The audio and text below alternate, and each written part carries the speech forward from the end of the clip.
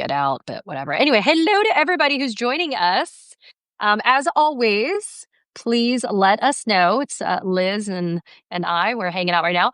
Let us know from where you are joining. I always, Liz, get a kick out of finding out who's spending time with us on this lovely, what day of the week is it? I don't even know what day of the week it is. Tuesday. Gosh, Tuesday. Yeah. I'm losing Tuesday, track too. July 29th, 2:00 Eastern. Grateful.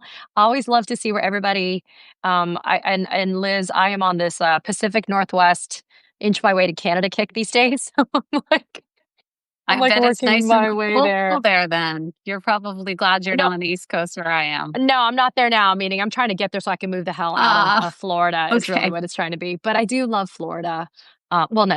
Well, yes, I love Florida, but I don't love Ron DeSantis. But that's a whole other Substack Live that you and I could be doing. Lake Geneva, Wisconsin. That is a beautiful place. I am now partial to Wisconsin, Michigan, and other locations. Look at this, Liz. You got people from all over the country, and we also get, yes, Susan, you and I can move out of Florida together. And we also get people that join us internationally, which is also a kick too. Texas, blue dot in a red state. I see you, Teresa. Thank you for being here. Liz Oyer, you have an incredibly accomplished and storied career when you're at DOJ, and then you leave DOJ, and you still could have served as a public servant, but alas, not with this administration. And who thought, Liz, that you would be so busy talking about pardons and commutations after leaving your job? Yeah, Katie, I'm really shocked that we're having this conversation about the real possibility of a pardon for a person who has been convicted of sex trafficking of children. I mean, that is really defying every norm that exists around who makes an attractive candidate for clemency for the president, who has a chance of getting that type of extraordinary relief from the president. I have never heard of an administration seriously considering a pardon for somebody who is convicted of offenses like the ones that Ghislaine Maxwell has been convicted of. It's really just extraordinary. Liz, let's just go back to just how extraordinary it has been to have the Deputy Attorney General of the United States, Todd Blanch, slept his way down to Tallahassee, Florida, to meet with Ghislaine Maxwell in the first instance. Let me remind everybody, Todd Blanch was not on the trial team at the Southern District of New York, is not a line prosecutor who would be dealing with even the appeal. He's not the Solicitor General. I mean, he really doesn't have anything to do with Ghislaine Maxwell's case, other than, my opinion, Emile Bove, as he's struggling with his Third Circuit Court of Appeals federal judge nomination situation, or confirmation situation. He's not going to go anywhere near an Epstein-Ghislaine Maxwell issue. And I don't think Pam Bondi is as battle-tested as Todd Blanch has been in terms of a trusted advisor and a trusted lawyer like Todd Blanch. And so Todd Blanch very casually, not really hiding his personal counsel hat for Donald Trump, goes to Tallahassee. So Liz, tell everybody who's tuning in right now how incredibly unusual it is for Blanch to sit down with Ghislaine Maxwell and to give her limited immunity. Yeah, everything about this is extraordinary, Katie. The Deputy Attorney General is the number 2 official in the Department of Justice and really the person who runs the operations on a day-to-day basis. It's kind of like the COO, the Chief Operating Officer of the department. The department has over 100,000 employees spread out all around the country, working on all manner of really important law enforcement issues. And this person is someone who's incredibly busy, in high demand, managing and overseeing all sorts of things, or at least he should be. And the fact that he has taken 2 days out of his schedule to go down to Florida to personally meet with a person who is serving a 20-year prison sentence is really just shocking. It's something that I could not have imagined seeing in the Department of Justice before. And it's significant not just because of Blanche's role in the department. It's also significant because of the fact that Pam Bondi was the face of this case, this issue before, and she was suddenly sidelined. And the DOJ has brought in Blanche to replace her, essentially. Like, the relief pitcher is coming in because the starting pitcher is throwing a bad game. And that seems to be what's happening here. It seems to suggest that either Donald Trump or the MAGA base or both have lost some confidence in Bonte, and they're bringing in Blanche. And I agree with you that he's somebody that is viewed as battle tested, and he's trusted by the president to handle a very sensitive issue. So his role is extraordinary, really, on a number of different levels. And Liz, I was opining the other day that um, somebody like Todd Blanch doing this, we know that Maureen Comey, for example, was summarily fired with no explanation. And yes, we all know it's because she is James Comey's daughter. But what's wild, Liz, is that she was on that trial team. She does know the facts of this case. So when you send somebody down to meet with Ghislaine Maxwell, like Todd Blanch, and you're supposed to be testing Ghislaine Maxwell's credibility in this limited immunity space. She's offering information. Ostensibly, she's supposed to be telling the truth, but she's giving this information. And against what is Blanche able to test its credibility? Somebody like Maureen Comey, for example, she would know. She knows the details and the facts of the Maxwell case backwards and forwards, but Blanche doesn't. And Blanche suddenly becomes the litmus test of truth for somebody like Ghislaine Maxwell. Yeah, Katie, you make a really good point on the issue of Maureen Comey's firing. I mean, she's undoubtedly the most knowledgeable Justice Department official about this case because she was the lead prosecutor throughout the trial. I'm sure she has scoured the files and the documents in a way that few other people have. Certainly, Todd Blanch has not. She undoubtedly knows the facts cold and would know what to be looking for to test the credibility of Ghislaine Maxwell. She was fired just a few days before Todd Blanch made this extraordinary visit. So you have to wonder if part of the motivation here was to get her out of the way. If the desire was to make sure that somebody who could test the facts of what Maxwell was saying was not there in the room to do that, because they're not actually looking for the facts. They're looking for a solution to a political crisis. This administration, when they're trying to solve a political crisis, they go straight to one move in their arsenal, which is the quid pro quo. They try to figure out a way to cut a deal where they solve their political problem and somebody else gets something out of the deal that makes them a willing participant in solving the political problem. So that's what's going on here with Maxwell. I don't think that Todd Blanch is looking for the truth here. I don't think he's looking to see if she's genuinely credible. I think he's looking to see, is she someone that can help them to solve this political crisis?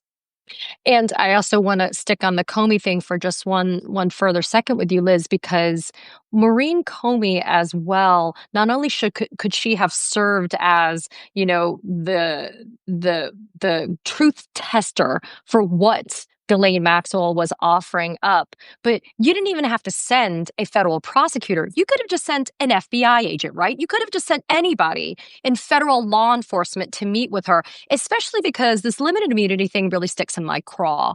As a former prosecutor, we would give limited immunity typically before a trial, right? Before somebody goes all the way the distance on a case. Because if there was a value to be provided by information that this defendant had, then we obviously would be able to get that information, test its credibility, and decide whether or not it was worth it to either flip this person or give them something that mitigated their sentence. Ghislaine Maxwell went to a trial, was found guilty, was convicted, and sentenced. She's now waiting for the Supreme Court of the United States to take up her petition for writ of cert if they're willing to hear her appeal. But it's kind of crazy to me then if people don't realize as well that it could have just been any old FBI agent that could have gone and sat down with Ghislaine Maxwell, taken this information, and then reported it back to the DOJ. It didn't have to be Donald Trump's personal lawyer, Todd Blanch. Yeah, you make a really good point, Katie. And that would be the normal way to do it, would be to have an FBI agent at minimum in the room. We don't know if definitively if anyone else attended the meeting with Blanche, but typically you would have an FBI agent because you might later need a witness who can take the witness stand and testify about whether that person provided truthful and accurate information. That is something that constantly, frequently happens in cases involving cooperating witnesses, is issues come out later about discrepancies in their testimony, and you need somebody who is an objective observer in the room who can potentially take the witness stand and say she said this or she didn't say that. And in this case, if Todd Blanch is the only person in the room, then he is that person, which is highly suspect. You also point out that Blanch, he occupied this role before he was Deputy Attorney General as Trump's personal defense attorney, and you have to question where his loyalties really lie. Is he looking to solve a problem on behalf of his former client, or is he actually looking to lead the Department of Justice in a way that's in the interests of the American people? I think it's very hard to conclude that he has the interests of the American people first and foremost when he is spending 2 days that he should be running this important institution down in Florida, personally speaking to someone who is serving a 20-year prison sentence for sex trafficking of children. And I'm glad. We should always harp on the charges. We should always harp on those guilt convictions, because that is really what defines the absurdity and the horror that I have about this. So this leads us up to literally just less than an hour ago. CNN reporting the following. Ghislaine Maxwell's attorneys have been communicating with Congress to the House Oversight Committee. As we know, House Oversight Chair James Comer subpoenaed Ghislaine Maxwell to testify next month in August. This is what Ghislaine Maxwell's lawyers said to Comer. She'll show up and she will not invoke her Fifth Amendment right against self-incrimination upon the following conditions, among which were the following: a grant of formal immunity. The interview cannot happen at the correctional facility where she's serving her sentence, so she wants to get the hell out of federal prison for a little while and go hang out somewhere not in her federal prison, which, by the way, Blanch didn't meet her at that FCI, that Federal Correctional Institute. He actually met her at the U.S. Attorney's Office, so she did get a little trip out of her jail temporarily. To prepare adequately for any congressional depo and to ensure accuracy and fairness, we would require the committee's questions in advance. Surprise questioning would be both inappropriate and unproductive, and this interview would be scheduled only after the resolution of her Supreme Court petition and a forthcoming habeas petition. If not, she has no choice but to invoke her Fifth Amendment rights. I mean, Liz. Yeah. Liz. She wants the crib sheet. She wants all the questions. She wants immunity. But this is a lady who swears up and down she had nothing to do with it, and for years never sat down and spoke with law enforcement and said that she knew anything until suddenly when she sees Donald Trump's butt is in a bind. Yeah, she is cutting a deal. She's in deal-making mode, and she's got her list of demands. It just really underscores that she's not doing this out of the goodness of her heart. She is doing this because she wants to get out from under this 20-year prison sentence, and you really have to question, can anything that she says be credited? Does she have any credibility under these circumstances? The list of demands is sort of inconsistent with what her attorney, David Marcus, said initially, which is she sat down with Todd Blanch. She didn't hold anything back. She just answered every single question, never invoked a privilege, never invoked, that she didn't want to answer a question. So he sort of tried to make it out like she was really just being very forthcoming because she wanted to do that. And now we can kind of see, oh, here's the list of demands and here's what she's hoping to get out of this, which is undoubtedly a deal that benefits her. I think it's really just surprising that we have even gotten this far down the road of discussing this type of deal.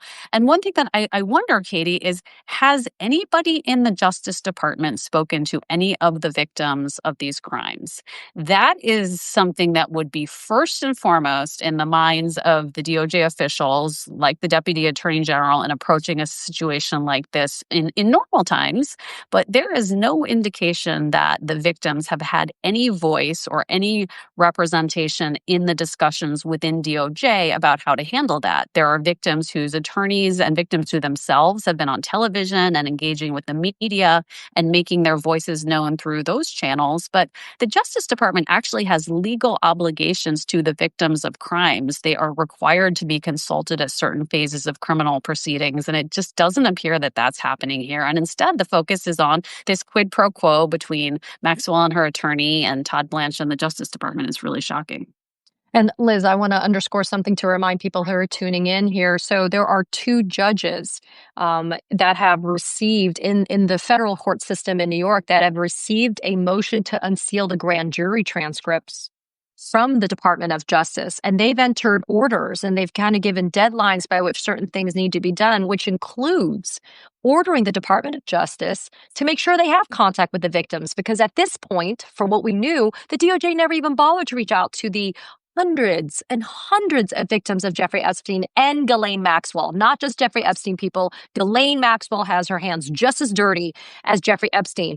But you know what's interesting, Liz, is years ago, the sweetheart deal that Jeffrey Epstein got from the state attorney's office in Palm Beach County that was blessed by then U.S. Attorney Alex Acosta down here in the Southern District of Florida, they violated that victims' rights requirement. And they didn't consult with the victims, and they gave the sweetheart deal, and it engendered this huge investigation by the DOJ, by the Office of Public Professional Responsibility, right, to be able to determine, was something done wrong here? Because as you know, they're required to conduct some type of consultation with the victims to let them know what's happening. Yeah, that's exactly right. And it seems like at every stage of this proceeding, the interests of the defendants have been placed over and above the interests of the victims, which is really unusual in a criminal proceeding. It does not typically happen that way. The situation with the plea deal in 2008 or so is really just, I mean, they had an opportunity to pursue an appropriate sentence against Epstein and Maxwell at that time and did not do that for reasons that I don't think are fully known, but it really is notable that the U.S. attorney who cut that deal with Jeffrey Epstein at the time that let him off with literally a slap on the wrist, was a U.S. attorney who went on to be appointed as a member of Donald Trump's cabinet during his first administration. So Trump's fingerprints are sort of all over this in lots of different ways. And the other thing that really highlights is the Justice Department has been negotiating with this and investigating Jeffrey Epstein and Maxwell for about 20 years now. That's So right. you can only imagine how much evidence they have amassed during that time. And rather than just doing what the MAGA base has been asking all along, which is releasing the files, they've gone down a whole other rabbit hole with trying to find a new witness in the form of Ghislaine Maxwell to provide information. So it just seems like they can't figure out how to solve this problem, and they're whacking at anything that they think might tamp it down, and nothing is working, which has just caused it to take on a life of its own in a way that is actually distracting from the business at hand for the Justice Department. I mean, they have real issues that they need the leadership to focus on, and they're all completely preoccupied with this Maxwell Epstein issue, which is very unfortunate for the safety and security of our country. Les, let's get to the ultimate quid pro quo here then, which is Donald Trump possibly pardoning or providing a commutation of her sentence in exchange for Ghislaine Maxwell's, I'm going to put truthful in quotes, truthful offering up of what I think is the following. It has to exonerate or exculpate Donald Trump from any type of criminal wrongdoing vis-a-vis Epstein, Maxwell, and others. And it has to implicate people like Bill Clinton and other Democrats. Assuming arguendo, she can deliver those goods and she can actually satisfy her end of the deal. What are your thoughts about the possibility of a pardon by convicted felon Donald Trump of Ghislaine Maxwell? Well, it's striking that Trump has been asked about this a couple of times in the last couple of days, and each time he has said, "I could do it." He said he hasn't thought about it, he's not sure, but he keeps emphasizing that he could do it, which seems to suggest that he is thinking about it. It would be absolutely unprecedented for a president to pardon someone who was convicted of crimes of this nature. For a president to pardon a person convicted of sexual exploitation of children, which is what this was, would be unprecedented. For the president to pardon someone who has real live victims without taking into account the views of those victims would be unprecedented. That is a part of the ordinary pardon process, is to consult with victims and hear them out, and it does not seem that that's being done here. So it would be shocking if Trump were to pardon her. But again, he's used the pardon power in very unusual ways thus far, and he hasn't ruled it out. So it certainly suggests that he is thinking about it. What about the possibility of a commutation, what might be a little bit more palatable to some people? Well, not us, obviously, but to his MAGA base, which is she doesn't get her conviction stand. Maxwell's conviction stands, but maybe her 20-year prison sentence is commuted to the time that she has now served and she Yeah. gets out of prison.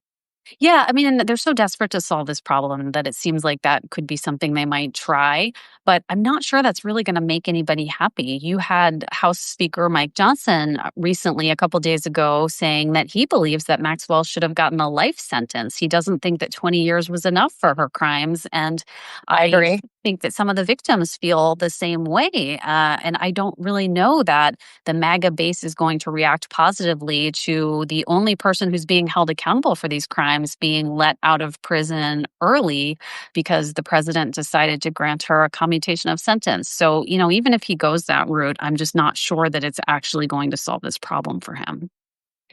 Part of the problem, though, Liz, in my opinion, is that the MAGA base loves to live in the land of conspiracies. And one of the ones that he fed and he fanned the flames about was the idea that the Epstein files were just explicitly and only dealing with Democrats. And then the latest stuff is he says the whole thing's a hoax and that Biden and Obama would plant people's names in the files, which, of course, he's getting people prepared for the idea that his name obviously is probably appearing way more than we even have contemplated. But what's interesting is that I feel like his MAGA base, when they can latch onto a new conspiracy, for them the goalposts always move and they don't give a shit. And so if he gives them something new to latch onto, the Ghislaine Maxwell finding Jesus and explaining everything and saying that it was all a democratically driven kind of sex trafficking ring, I feel like that would actually satiate his crazy base and they would be fine with it. And I know it sounds so outrageous, and yet the truth is not an elusive concept. It's not. It's only elusive for the MAGA base. And their version of the truth is something that they want to feel like justifies their level of crazy. And so in this instance, there's a reason why this Epstein thing just doesn't go away, Liz. It's like, to your point, there are so many more important issues that our Department of Justice should be dealing with right now. And yet we have Pam Bondi doing her kind of avoidance dance because she knows that she's still having her feet to the fire on this issue, and Todd Blanch still dealing with this as well because he flew down and is dealing with this, and any of these immunity issues, even though they've now been raised with Congress, that still implicates the DOJ. Why? Because her petition's still pending before the Supreme Court, and that implicates the DOJ. And so it's just kind of this. I call it just the blast radius from this just keeps on getting Yeah. bigger and bigger. Yeah, no, that's right. And I think that you're right that there may be some diversionary tactic that will end up solving this politically. It hasn't happened yet. They've tried a lot of different things and nothing has worked. But I do think there's going to need to be a scapegoat. And it seems possible that that scapegoat could be Pam Bondi. They've brought in Todd Blanch to handle the issue now. She has been sidelined. She also had a mysterious medical issue last week that caused her to cancel a public appearance. She was scheduled to appear at the CPAC conference, which is a conservative activist group on human trafficking. And it was announced by her deputy, who appeared in her stead, that she had a torn cornea. And she hasn't appeared publicly that I know of since then last week. So I do wonder if there are discussions being had about what her future might be and whether it's possible. And I certainly don't have any inside information on this, but it does seem like there may need to be a scapegoat, and maybe it might end up being her. Well, Liz, look, I appreciate you taking the time to kind of break this down with me. I know that everything is constantly evolving, but when I have seen and read about the possibility of a pardon, I was like, I have to talk to Liz Oyer about this because you are the person who is the go-to on this topic. So I really appreciate you doing this. And my thanks to everybody who's tuned in for the Substack Live today. Stay tuned. Make sure you subscribe to and follow Liz. Liz, tell everybody where they can find you. Yeah, thanks so much, Katie. I'm on Substack as Lawyer Oyer and also on Instagram and TikTok under the same handle. So I hope that folks will check out my Substack or follow me on social media or both. Fantastic. Liz, thanks for your time. And thank you to everybody who's tuned in. I'll see you guys later. Thanks so much, Katie. Bye, guys.